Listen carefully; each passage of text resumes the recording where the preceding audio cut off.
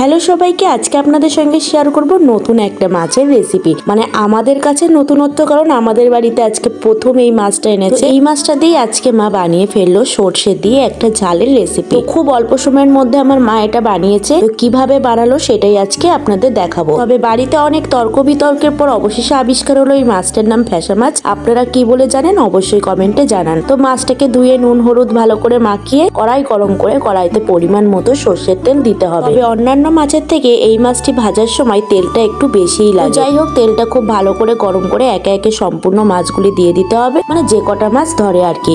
তারপর এপিঠ ওপিঠ হালকা লাল করে ভেজে তুলে নেবেন।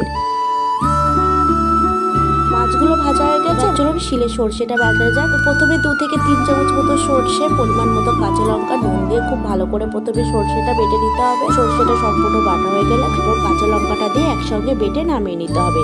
এরপর আবার কড়াইতে বেশ খানিকটা তেল দিতে হবে। তারপর তেলের মধ্যে 1 চামচ মতো কালো জিরে, একটুখানি হলুদ আর বেটে রাখা সর্ষেটা দিয়ে দিতে হবে। তারপর দিতে হবে পরিমাণ মতো নুন। এবার বেশ খানিকক্ষণ ধরে সর্ষেটা নাড়াচাড়া দিয়ে কষে কষে আসবে, তখন পরিমাণ মতো জল দিয়ে কয়েকটা কাঁচা লঙ্কা দিয়ে 3 থেকে 4 মিনিটের জন্য ঢাকা দিয়ে দিতে হবে। একটু সরিয়ে দেখবেন ঝোলটা টকবক করে ফুটছে, তখন ওই ফুটন্ত ঝোলের মধ্যে ভেজে রাখা মাছগুলো দিয়ে দেবেন। তারপর প্রথমে একটু হাই ফ্লেমে ফোটাবেন, তারপর লো ফ্লেমে কিছুক্ষণ রেখেই নামিয়ে দেবেন। ব্যাস, তাহলে ফ্যাসা মাছ দিয়ে সর্ষে দিয়ে ঝাল একদম তৈরি হয়ে যাবে। তো তারপর আমরা মাছটা খেয়ে দেখলাম, বেশ ভালোই লেগেছে, অনেকটা স্বাদ ইলিশ মাছের মতন।